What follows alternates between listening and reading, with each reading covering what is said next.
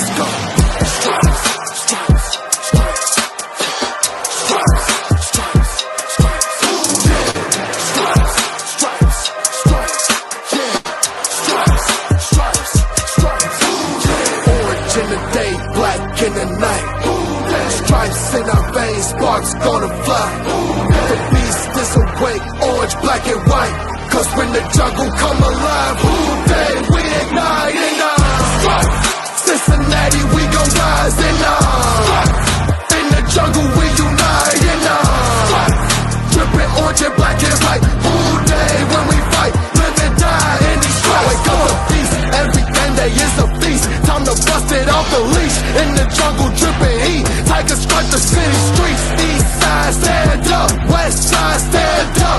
If you reppin' who day, time to put your hands up. Bengals stripes, we in it. New day, new age, yeah, we get it. Cincinnati jungle fit it. Who day in our house, we win it. Orange and black and white, we build it. Earn our stripes, you know we kill it. Bleed our colors, jungle dripping. Nasty, natty, yeah, we lit it. Lit the crowd, get the city loud. Yeah, we feasting now. Fit the bounce, make the city howl. Now we beastin' now. Thunder through the tunnel, from the sideline to the huddle. Stripes we tatted on the jungle when we flex that who they muscle on them. Stripes, Cincinnati, we gon' rise and in the jungle we unite and dripping orange and black and white. Who day when we fight, live and die in these stripes.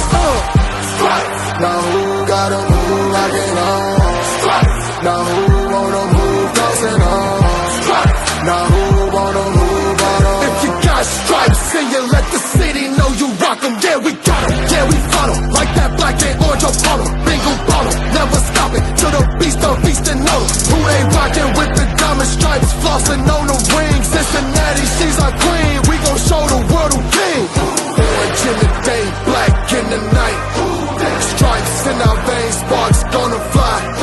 The beast is awake, orange, black and white. Cause when the jungle come alive, who day we ignite and Cincinnati, we gon' rise and in the jungle we unite and dripping orange and black and white. Who day when we fight, live and die in these stripes. Now who gotta move like it on? Now who wanna move crossing on? Now who wanna move out on? Who day when we fight, live and die in these stripes. Hey guys, what's going on? Welcome to the show. This is Sports with Strawberry Ice. I'm your host, the Iceman, Jeff Trenopole, and as always, I'm bringing you sports from a West Side point of view, right here in the great city of Cincinnati, Ohio, home of Who Dey Nation, Jackpot Joey Burrow, and the Cincinnati Bengals. Now, do me a favor, if you found the show, hit that like and subscribe button, smash that thumbs up. I'm up to 1,346 subscribers. That is awesome. I appreciate every single one of you guys. And as always, if you're watching on Facebook or Twitter, do me a favor, go to the YouTube channel, Sports with Strawberry Ice, and hit that subscription button, hit that bell for the notification. And if you want to support what I'm doing, give me a super chat. We do that exclusively in the YouTube channel. Now, I'm coming to you live from the Ice Cave. And the Ice Cave is brought to you by T Properties. T Properties, quality housing for quality people. Check out their website at www.tpropertiesllc.com for all your rental property management needs and your rental needs. All right, guys, it's cut down day. The final, quote, in quotes, 53-man roster is set for now with the Bengals. And got a lot to get to. Got the roster of people who got cut, surprises, and some words from Zach Taylor. But I don't feel like talking to myself the entire time, so I had to call in the big guns and bring in Josh from Who Dey Nation. Josh, what's going on, man? Hey, what's up, Jeff? How you doing? Good. Look, you're all nice, you're relaxed, got your leg all up there and everything, all just chilling. I'll put it down for you. No, you're good, man. You're good. So it's cut down day. For me, I'll tell you right off the bat, two surprises.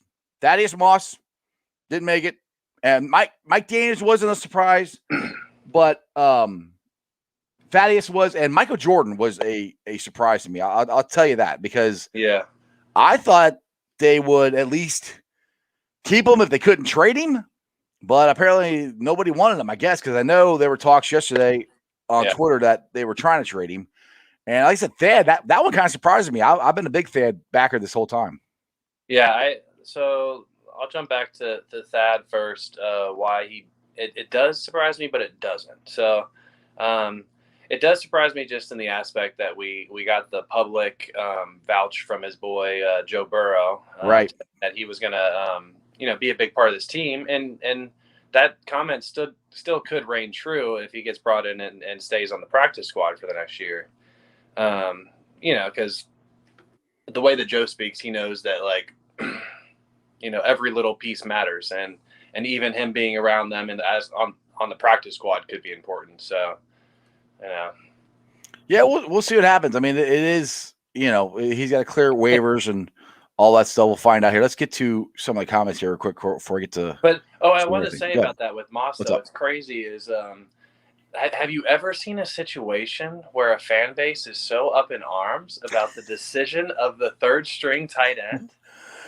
No, not really. I mean, and hey, I might have something to do with that because I mean, I've been a huge Stan Moss fan. I've been backing him, since they signed him. So, see, I'm not against the guy or I wasn't rooting for him to be cut, but I'm also not upset about the decision because to me, the way I look at it when you're making these final nitty-gritty roster decisions is these coaches, these personnel people, they're in and out of the building with these people 5 to 8 to 9 hours a day. Right.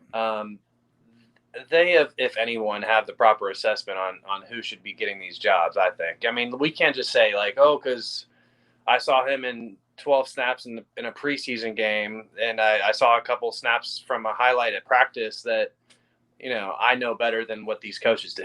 Right. Yeah, exactly. I mean, the thing Thad, and I'll put it to you this way. I was he didn't really flash a whole lot in any of the games. I mean, he didn't really stand out either way, good, bad. I mean, and I was kind of hoping he'd stand out a little more. We're getting a lot of people in here upset about Patrick being cut. And to me, they only kept 3 running backs. So. And I think he was just kind of like an odd man out in a kind of a good running backs room, in my opinion. Yeah, and to me, look. I'll put it to you this way: we're upset because we cut good players. Mm-hmm. That's a good sign. I mean, that is. I mean, we're not cutting players that other teams aren't going to pick up. These guys are going to get picked up most likely. And I haven't seen this fan base this. I won't say upset, just talking about how it should have kept this guy, should have cut this guy, yada yada yada. And since I don't know, we went to 5 straight playoffs. Yeah, I think it's a good thing. Oh, it's a great thing. Sometimes it gets annoying with the in and out conversations of it, but the fact that there's such a microscope on this team by the fans right now I don't mind it. I think pressure makes diamonds, right? So. If they're going to eventually turn this around and be a Super Bowl contending team, I don't necessarily believe that's this year, but I think it could be in the very near future. Oh, absolutely. If you have a fan base behind you, that's the way that ours is rolling. Right. It could only explode even more with that kind of success. Exactly. Let's get to the list of the players that made the team. So everybody's. Yeah, there we go. Sometimes that's just easier to do that. Yeah, right. All right. I got to thank you for the graphic. This is your doing. I was doing stuff and trying to make it look kind of cool, and then you made it look a lot better. So anyway, we got a defensive back: Ricardo Allen, Trey Waynes, Eli Apple, safety Von Bell, Chidobe Awuzie, Mike Hilton, safety Brandon Wilson, Darius Hodge, Jesse Bates, Jalen Davis, and then obviously the kickers. Which I was another thing. I was kind of hoping we'd be able to trade Seibert, and get something for him. But like I said, Evan McPherson, Money Mick as James Rapine calls him, or as Orange Arrow calls him, Kickpherson. So he's getting a lot of nicknames. I was kind of hoping they'd be able to trade Seibert, but like I said, it's going to be hard because everybody knows you're going to cut him. Right. So nobody's really going to give you anything for him, to be honest. Especially because NFL trade value is I feel like most fans, even if you really follow the NFL, you still can't get a grip on teams don't send a 4th, 5th round, 6th round pick. That's too valuable to just trade for even a starting kicker. Mm-hmm. I mean, what did we see? For example, Garrett Minshew. Yeah. He's a maybe top 35 quarterback, and they sent a 6th-round pick for him. Ooh, I love this. Now, see, this, not to interrupt you, but this is a friend right here. You when stuff happens and you bring in, I got two buddies showed up. Josh showed up, and I bring in the big gun, Anthony Cosenza. Anthony, I don't have your intro ready for you, but I'm just going to pop you in. What's up, buddy? Hey, what's going on? You guys, your special intro. I mean, I know. I wasn't sure if you're coming on. Like, I got to give Anthony credit because I don't know. Actually, Josh and Anthony, both of you guys, about 10 minutes before a show comes on, I'm like, hey, you want to come on and talk?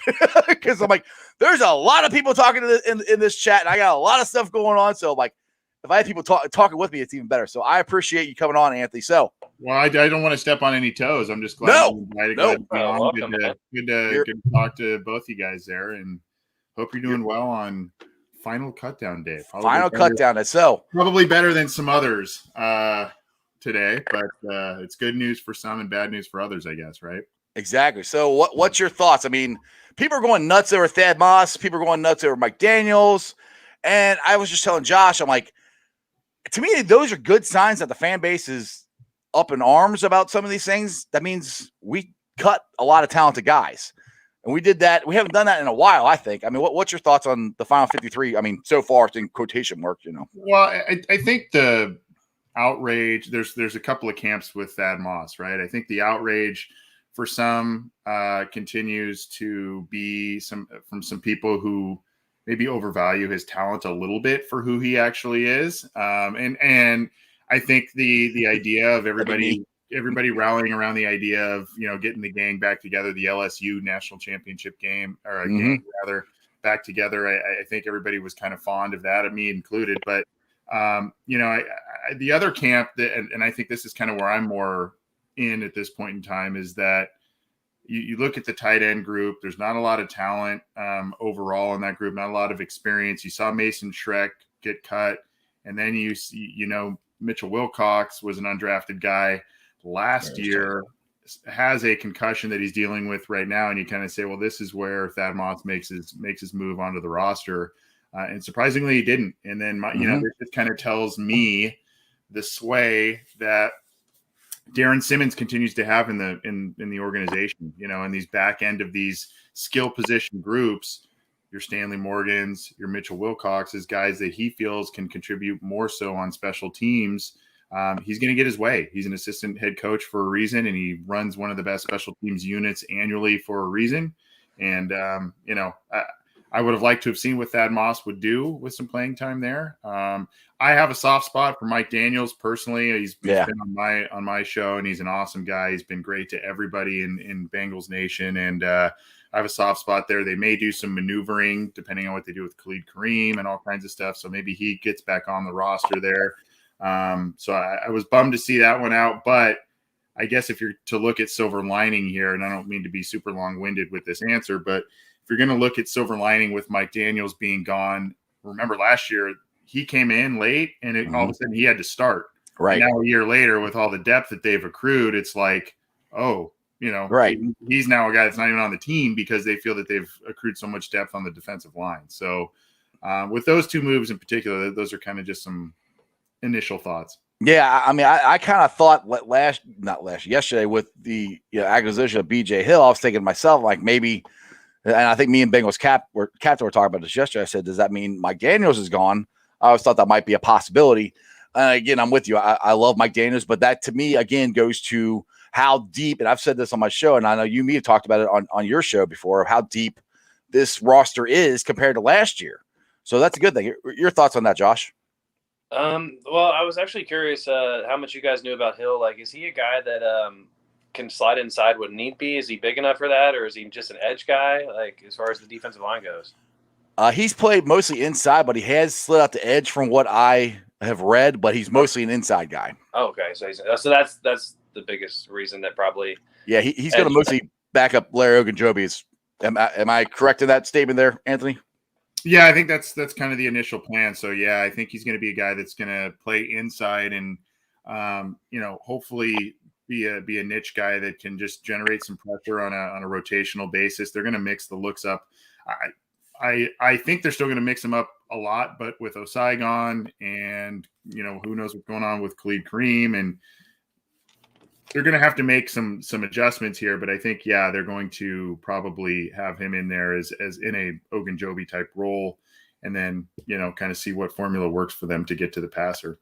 Yeah, Khalid Kareem, I mean, when he's in there, he makes plays, but he just can't stay in there. He wasn't in there very long yesterday, and he's got that arthritic shoulder. I think that's what the problem is with him, and that's a recurring thing.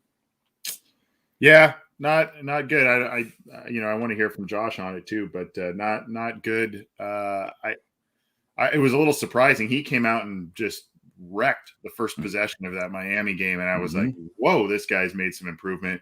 And then I don't think he played much at all after that series. So, it's a little disappointing, and it's the old Zach Taylor in the presser today was, oh, well, he'll be back sometime this year. And I'm going, yeah, no, I know. I was kind of like, what does that mean? That one, I didn't like that answer.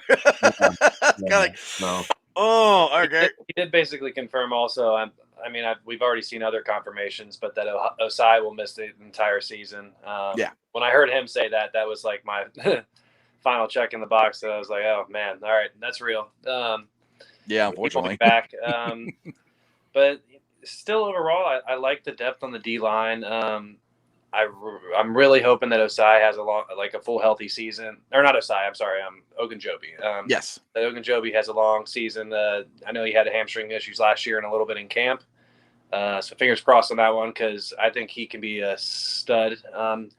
I think wasn't he when he was in Cleveland, they were actually playing him out of position. Yes, or truly like a 3 technique, like Geno was. In Cleveland, they were using him in a different role. I don't know what specifically that was. So I'm hoping that means like it just opens up opportunity for him, and he can create a lot of pressure next to Reader, who can shut down the run. Well, that's one thing I noticed a lot. I think in the preseason, that Daniels and Larry both got a lot of pressure up the middle.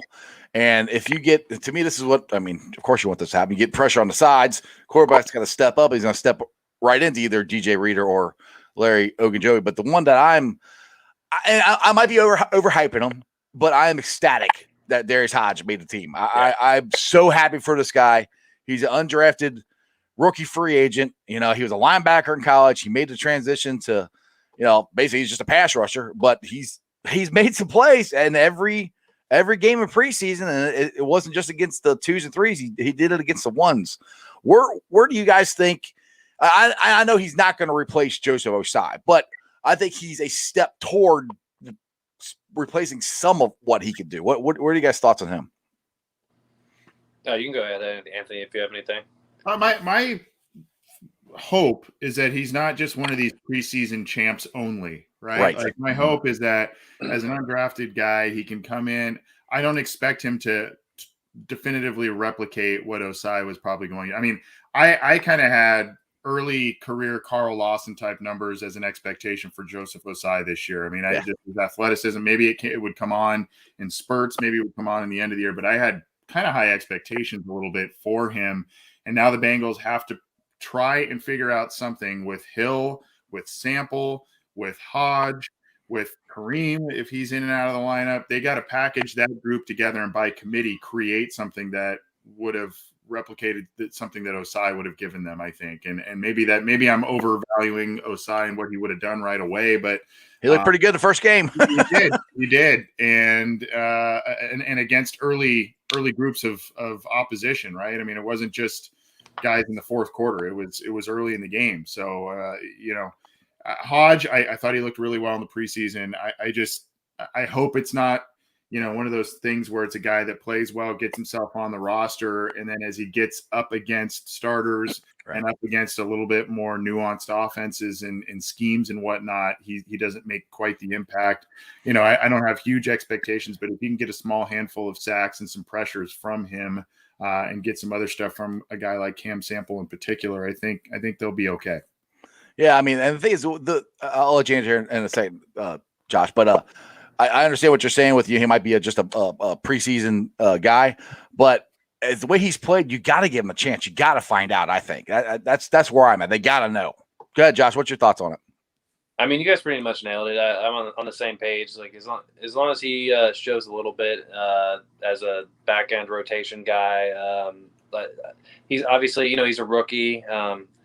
I just like Anthony said, I just hope he kind of like maintains like how the play that earned him the roster spot. You know what I mean? So if he hit anywhere from 3 to 4 sacks and was getting 1 or 2 pressures on a third down here every game or two, I think that's more than you can ask out of a guy that was literally undrafted.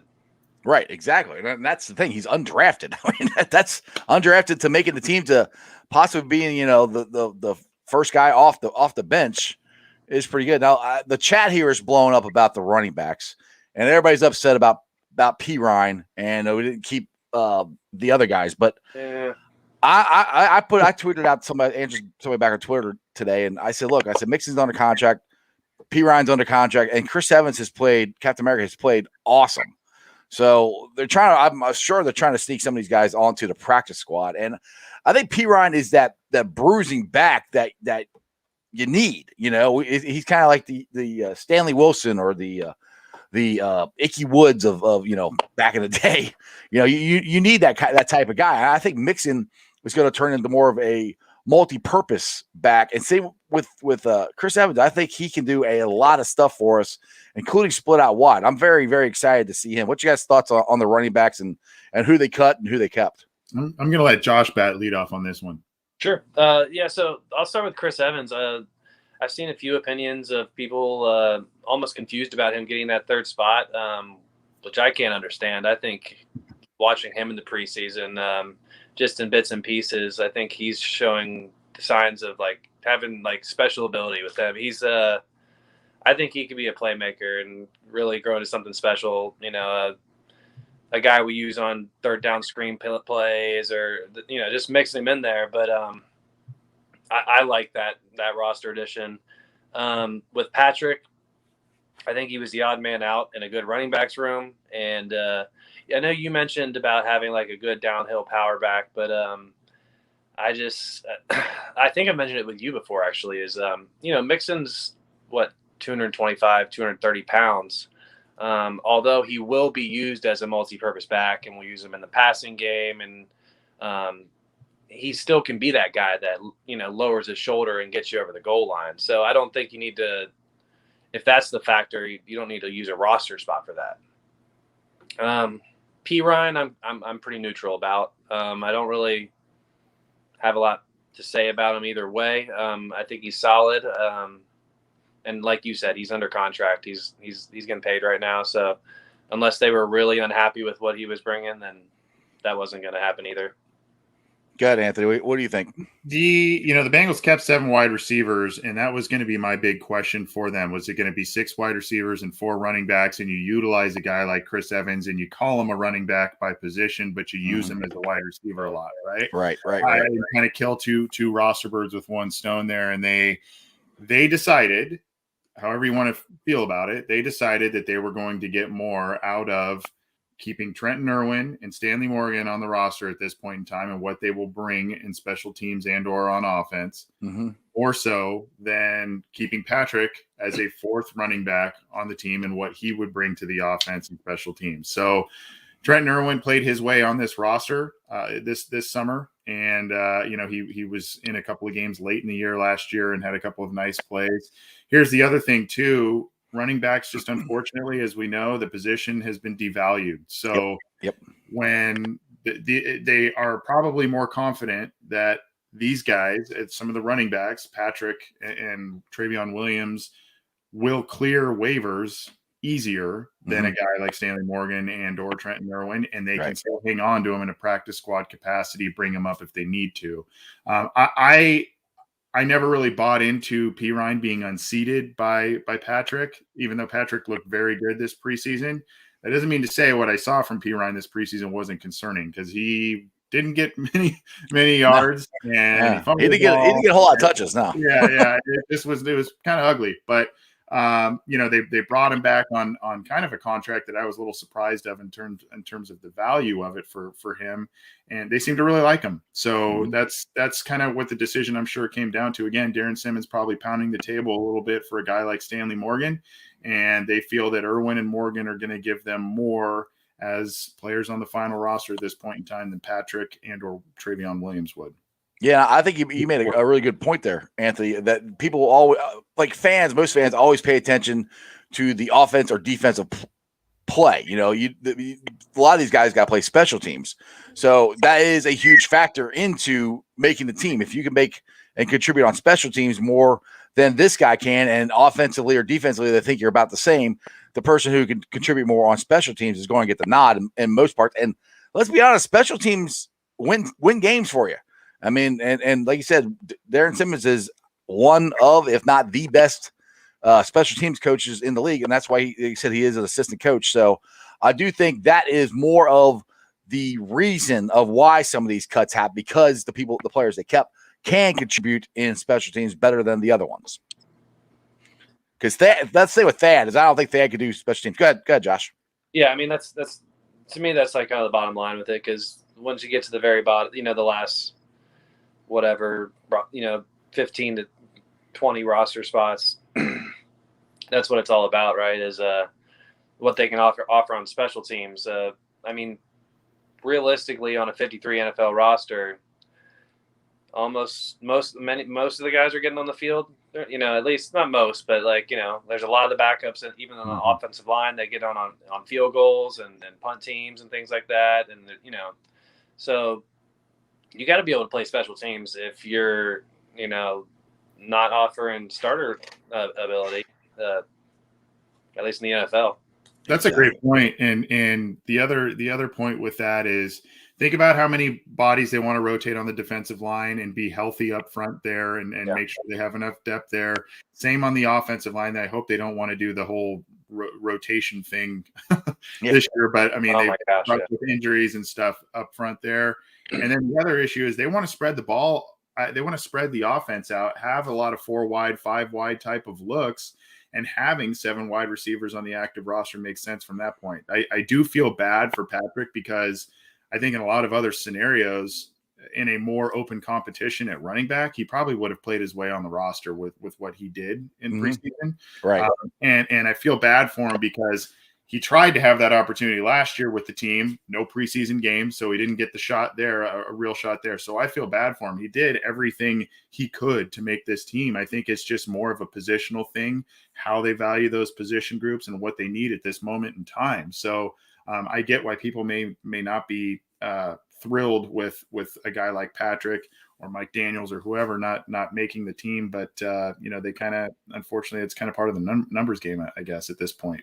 Yeah, and I'm sure Patrick, they're trying to sneak him on to the practice squad. That is, I'm 99% sure they want to keep him, at least as far as that goes. Now, if he makes it through, we don't know, but that is one thing that, like I said, and you said doing the 4 and 5 wide outs.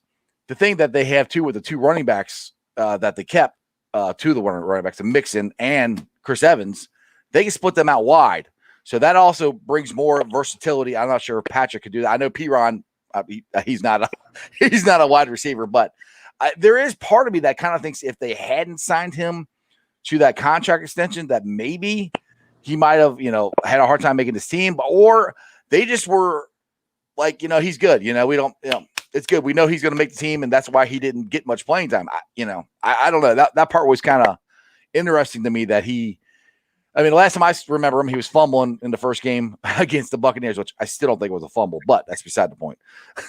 Well, let's get to Zach, and he had some comments today on the final 53-man roster, and let's get to that here real quick. This is from Bengals.com, so I got to say that, so hopefully they won't copyright me. But here, check this out. Training camp and through those 3 preseason games, I was really happy with the depth of this roster, you know, particularly these last 80 guys that a lot of them we had to have tough conversations with today, but really thought that we had good depth and said goodbye to a lot of guys that exhibited all the things that we're looking for in a Bengal.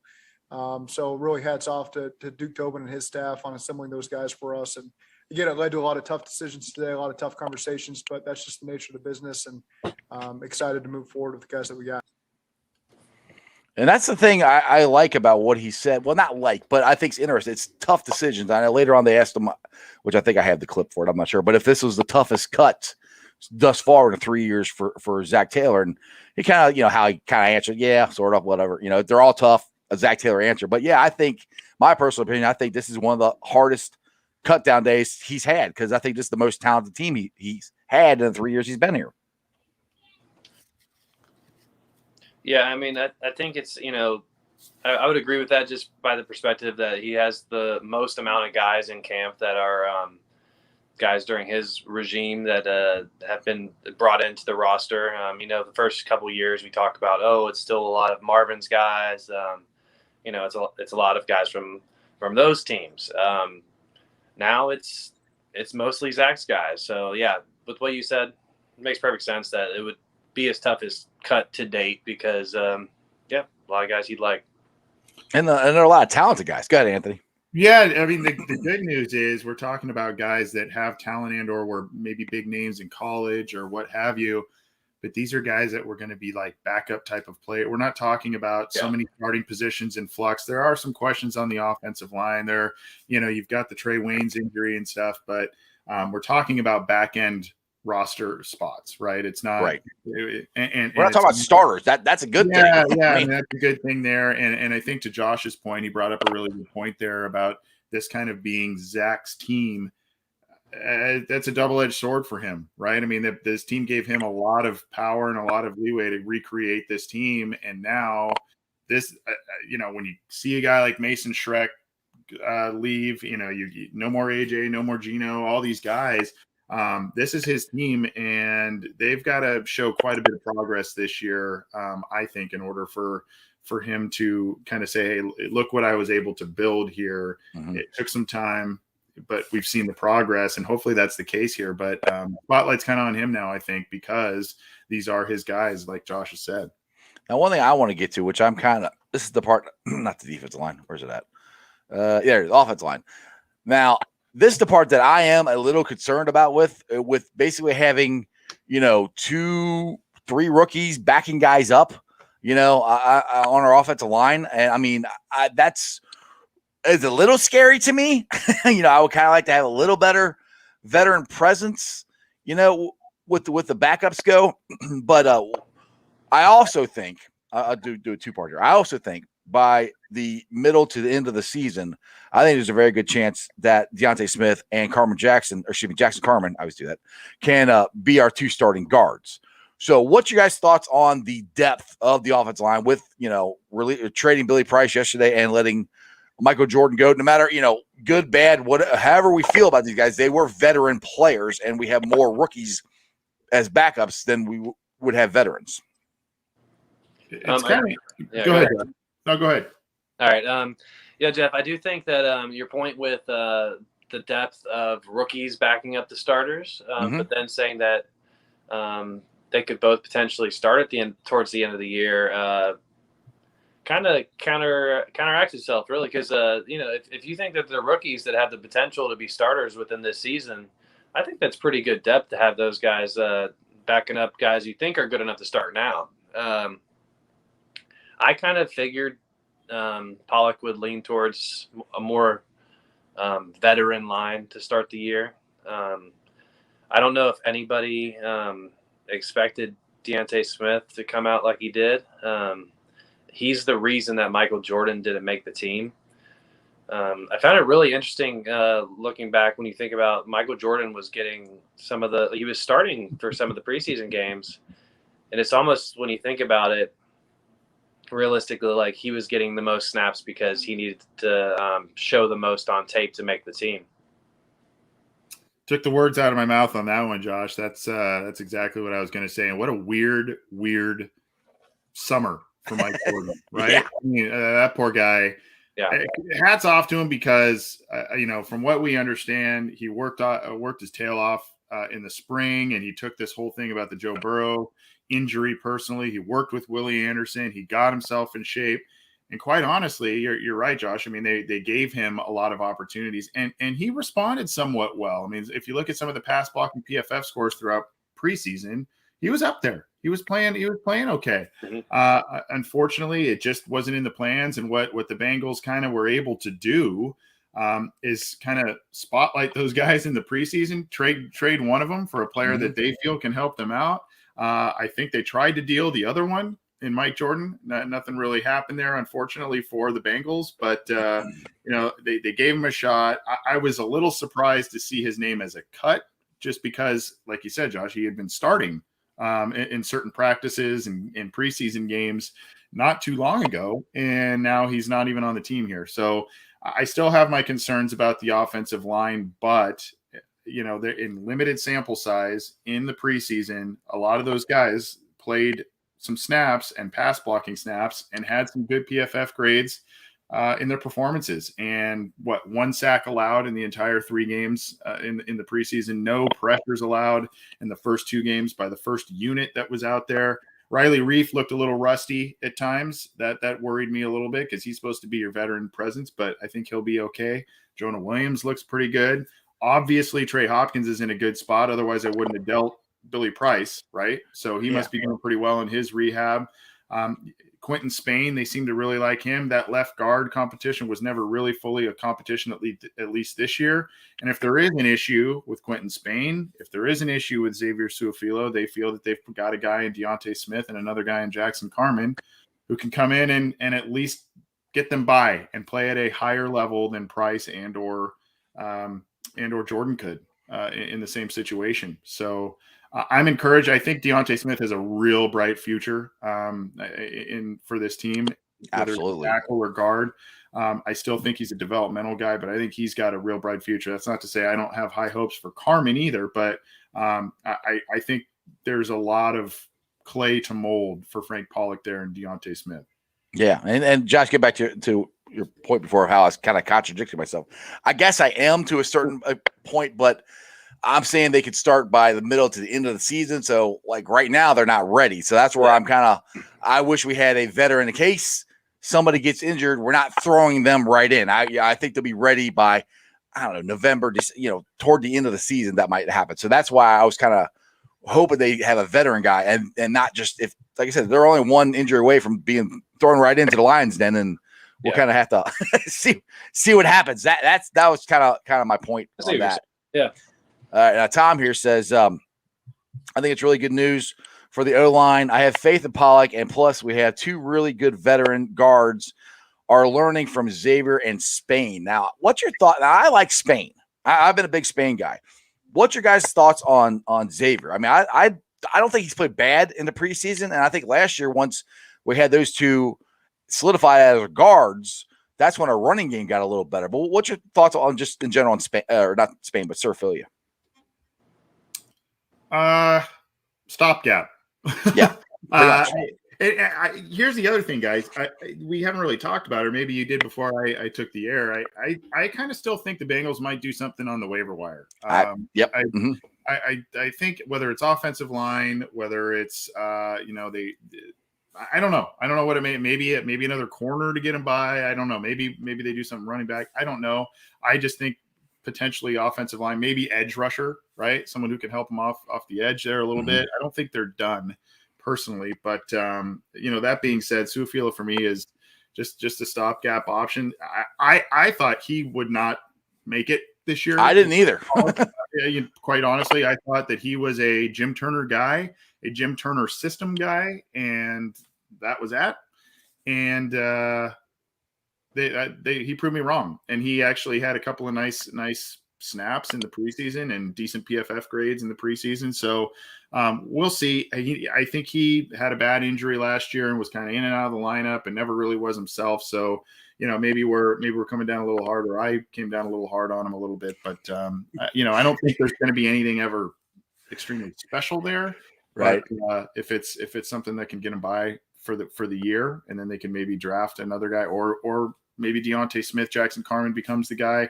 Maybe Su'a-Filo struggles and Carman comes in and ends up taking over that spot later in the year. Maybe that's the plan. I don't know, but I'm a little surprised at that situation in general. Well, I kind of agree with what you're saying, that I don't think the 53, and that's why I said the 53-man roster. And Zach kind of said that in his press conference today. Here, I want to play this here real quick. See that smooth transition, Anthony? You like that? Way. Love it. Yeah, I would say so, just because again, all those 80 guys that were there today, have all shown things over the course of training camp that are really encouraging. And so again, it was a lot of tough conversations. And yeah, this was, it's hard to say. They're all hard. This one was not easy. Jack, how much manipulation do you think? I know it's impossible to say an exact number, but this is a final 53 quote. I mean, it's not final, is it? I mean, there's still things that can go on. Of course, it's all of our jobs to continue to assess what's out there, and however we can strengthen the roster, we'll look at it. So again, it's we feel good about the 53 guys that are on this team. But just like every other 31 teams in the league, we're going to assess what's out there over the next 24 hours and make the decisions that are best for us. So yeah, that kind of goes to what Anthony was saying. What I kind of think too is, and I don't think that's the final 53-man roster. I mean, what's your thoughts on that, Josh? I agree that we might see a move or two. I think I saw something that we're like 5th in the waiver wire, but it's pretty high up. Realistically, my gut tells me like maybe an offensive lineman, just because we moved on from Price and cut Michael Jordan.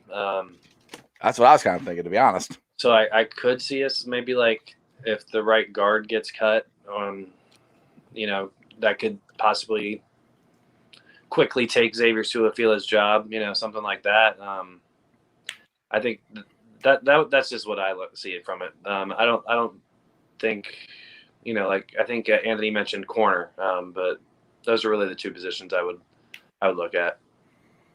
Yeah, I think I agree with that. I think they're if they're looking for anything, I do think they're going to look for depth on the offensive line and possibly some more edge rushers, just to see, because like you said, Anthony, we expected, or not, I won't say expected, but after that first game from Joseph Osai, we thought there's going to be a big year, coming from this guy, and that could be a big loss. We won't ever actually know because he got hurt, but I do think they might be looking for, those are the two spots I would say, offensive line backup or an edge rusher. Where are you at on all this? Yeah, I mean, quite honestly, if you have your quarterback shored up, those are the two areas of your football team you should consistently look at improving. Your offensive line and the ability to get after the passer. Cornerbacks are important, wide receivers are important, but if you can't, what's the old adage, right? If you have your quarterback, if you can rush the quarterback and protect your own quarterback, right, in good shape, right? So I probably screwed up the order on how that close enough. We know what you meant. But you get my point, and I go back to the Osai injury, and I liked a lot of the picks they made this year, but Osai and Deontay Smith, in terms of value and measurables and upside and all the cliched draft isms you want to use, those two guys were probably two of my favorite picks in this class. Smith luckily continued to show some great development, and Osai showed it briefly, but not with him. So they need to figure out, like I said, they need to figure out that formula to get after the passer in his absence. I think they've got some guys, but they brought in Noah Spence, former second round high pick. I know he was with the team not very long, but obviously didn't show enough to be able to supplant anybody. So I would expect if there's a guard, I haven't looked at the full list of cuts and who's out there. I probably should have done a little bit of homework, but I didn't give you enough time. All right. I think if you look at someone that maybe has some guard and tackle experience, that could be someone that could be very valuable. Maybe even center guard, someone out there. I think that might be where their primary concern would be, I think, in terms of shoring up some depth. Well, not you brought up the quarterbacks. Now, the thing I was going to talk about, I thought at the beginning of the show earlier in the day was Cam Newton, as we all know, got cut from New England today, and Bengals Twitter universe blew up like, oh, we should go get Thad and be a backup quarterback. I'm like, the amount of conversations that I've had on this show with people about a backup quarterback and Brandon Allen is unbelievable. I don't know about you guys. I think Brandon Allen is a very adequate quarterback. To me, if you went out and then you got I just slipped his name now. Cam, geez, I'll get it right. If you got him, he's a completely different quarterback than Joe Burrow. So you'd have to switch your offense around if Burrow gets hurt and Cam comes in, or vice versa, or whatever. I don't know if that's worth bringing him in. I know a lot of people love him and wanted to do that, but as a backup. But I'm good with Brandon Allen as the backup quarterback. Yeah, I agree with you. I think Brandon Allen is our backup. To me, he's like that. Like he kind of has that like potential to be like if he wants to stick around and not go find a starting job elsewhere, like he could be Joe's backup for Years, 3-4 years. And then just to touch on the Cam Newton thing, it's not. I don't think it's not even like remotely realistic. He got cut from New England because they decided to start Mac Jones, knowing that Cam wants to be an NFL starter. They cut him as a favor to give him the opportunity to go do that elsewhere. So why would he come to Cincinnati where we have a young franchise quarterback and immediately go to the bench? It doesn't make any sense. So yeah, it's just the fantasy. That was the thing. Like people wanted Cam today. There you go. Look, Todd Hill, bring Cam to Cincy. Wow. I mean, it wasn't huge, but there were people talking about it. I'm like, really? I'm like, it's nothing against Cam. It's nothing against him or anything, but I saw a tweet earlier in the day from Malik Wright, and he had said something to the effect of, I never really understood the fit of Cam in New England in the first place. So how that didn't work out didn't really surprise him. And, everybody wants to make these Joe Burrow, Tom Brady type of comparisons in terms of their style of play, leadership, et cetera. It would seem that, Joe's offense and this offense here is going to be, a little bit more short, intermediate, the occasional deep ball, a lot of yards after catch type of stuff, spread the ball out. And yeah, Joe's going to run the ball, but probably not as often as a Cam Newton would. So I think it's kind of to what Malik was pointing to with the fit with Cam Newton and New England. There are maybe some similarities in terms of the offensive style, New England's offensive style that they had with Brady, right. And what the Bengals are trying to maybe employ a little bit in their system. Obviously not carbon copy, but that's just a long-winded way, I guess, of saying I don't really see the fit in terms of style of play and whatnot. I think if you are maybe going to go to a team that focuses on the quarterback running the ball a little bit more frequently and RPO type of stuff. I mean, there's going to be a little bit of that in the Bengals offense, but I think that's maybe a little bit more, plays a little bit more to Cam's strengths as where he's at in his career right now. So, and by the way, I mean, whether it's Cam Newton or Brandon, maybe Cam Newton could win a couple more games for the Bengals if he was called upon instead of Brandon Allen because of pure athleticism and experience and talent, whatever. But again, if Burrow's not in the lineup, we're in trouble. I mean, that's kind of the bottom line. So if we're talking about putting in a backup quarterback, the Bengals season is in trouble anyway. So I don't know. Well, I got to keep this one up here. Look at it's your boy Zim Hude says Cam Newton is better than Brandon Allen, which I'm not saying that he's not. Yeah, I'm just saying he's better than Brandon Allen. He is better, but Cam Newton wants to be a starting quarterback, like you said, Josh. He's not coming here, and if he is, it's not a fit for the Bengals and their system that they have already as a backup. You don't want somebody who wants to be a starting quarterback here, in my opinion. But I do agree with you, Zim. You're my boy. I agree with you. Cam's better than Brandon Allen.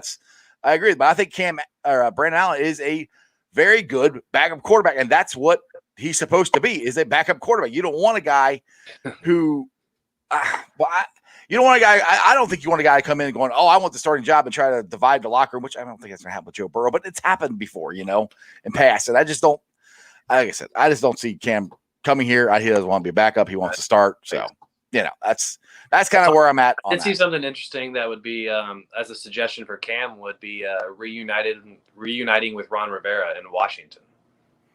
You can see that. Cam says Zim says he wants a backup who wants to start. See, I don't know. Yeah, but I get his point, but like,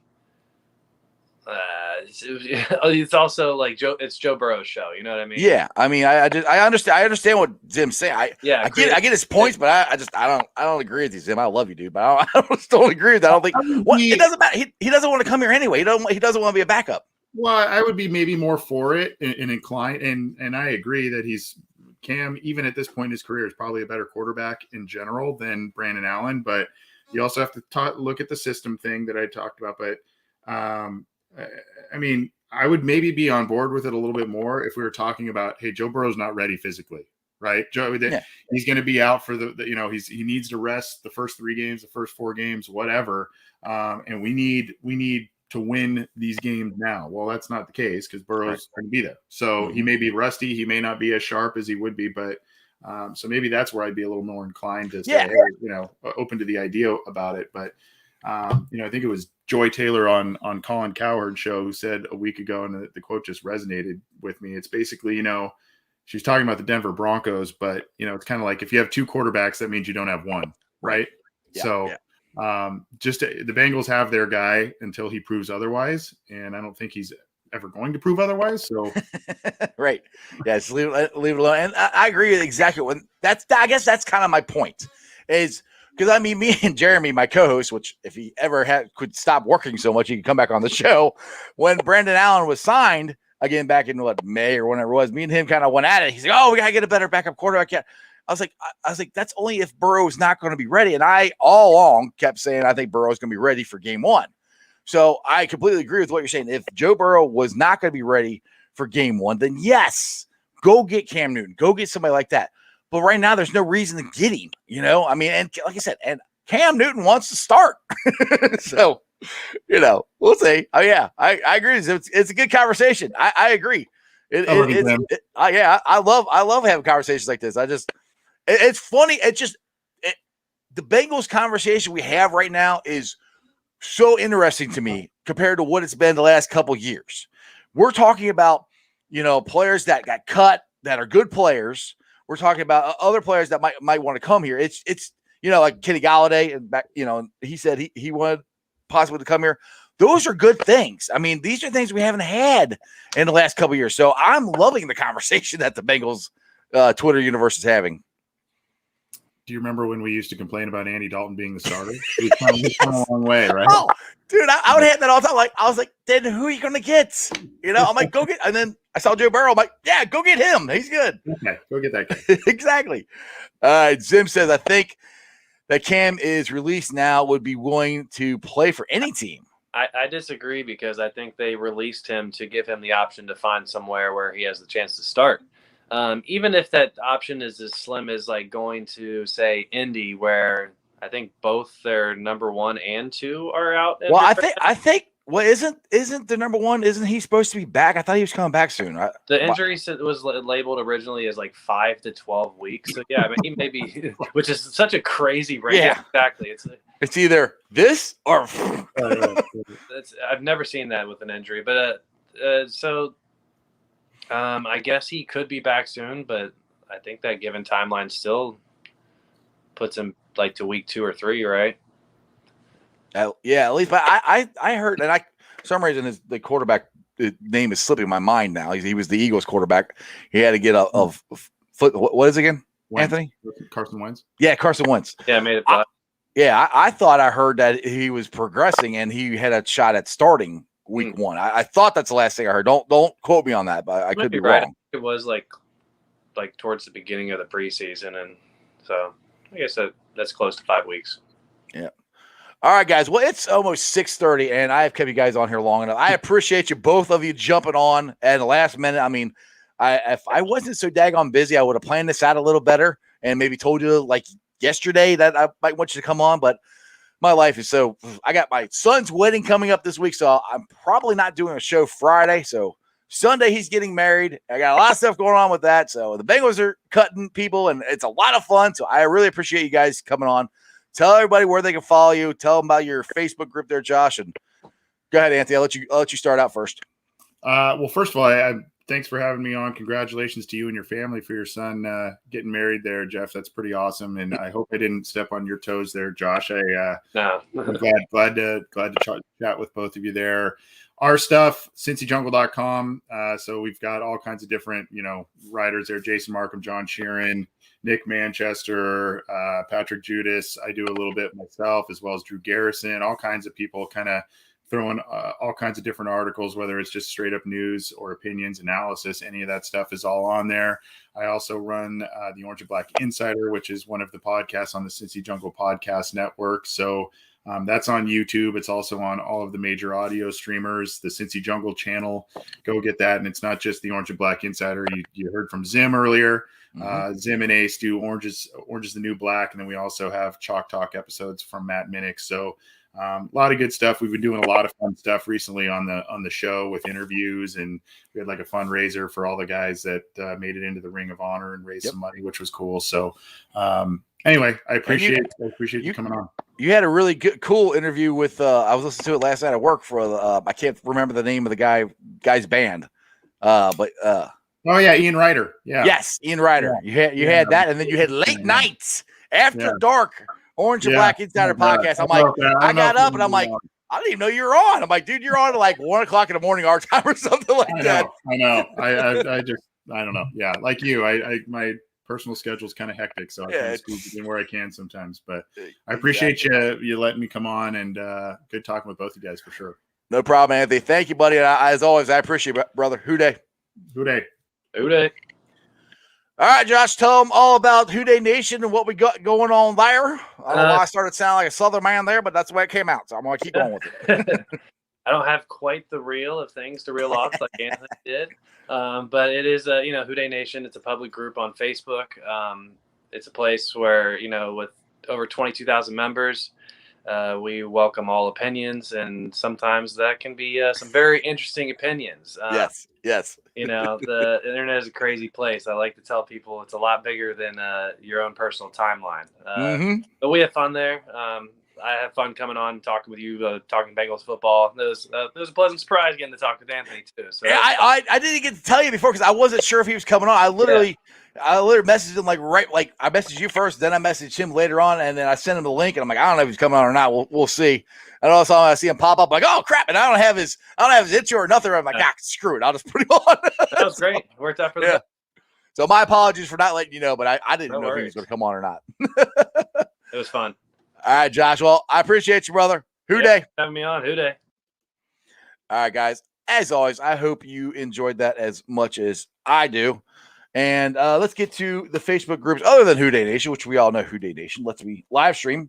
But like Josh says, if you have not joined Hooday Nation, make sure you check out their group. It's a great Facebook group, along with these other Bengals and Reds and Bearcats and Buckeyes groups. You got Bengals Nation, Bengals Hooday Nation, Cincinnati Bengals the Jungle, Bearcat Country, Cincinnati Reds riding third, heading for home, which, by the way, the Reds game is postponed, which that was some other stuff I was going to get to, but I'm already an hour into this thing. So the Reds game is postponed. They're going to have a doubleheader tomorrow.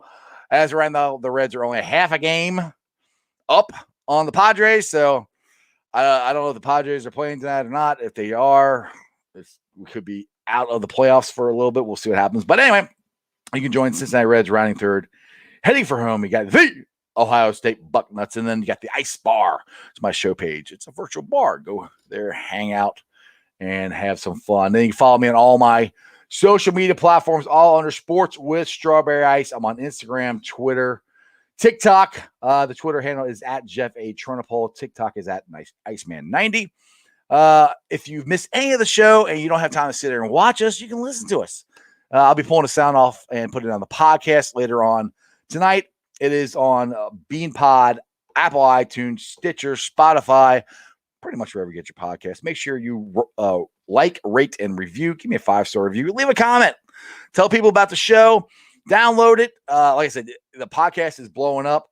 I'm getting multiple, 1,000 downloads a day. I'm getting a ton of new subscriptions here on the YouTube channel. I am up to 1,346 subscribers. I appreciate, as always, every single one of you guys, because like I said, if it wasn't for the first person who ever subscribed to me on the YouTube channel, I wouldn't be where I'm at right now. So I appreciate every single one of you guys. And I got to cue this thing up here. You got to cue it up so it actually plays right, because it's a live show. Things happen. But hopefully sometime soon. Now, people want to know where Jeremy is. Me and him were talking about this last night. We are not mad at each other, okay? Jeremy is literally working 10 to 12 hours a day at his actual job. He cannot come on the show. He would love to come on the show. Trust me, it's killing him. He's not. So me and Jeremy are not mad at each other. He will be back on when he can. Hopefully soon. But as always, as my boy Jeremy Dimebag D's Nuts always says, remember one thing and one thing only. And that is, you don't live in Cleveland, you live in Cincinnati, so act like it. Who dey? And I come in with, and that's just sports, baby. See ya!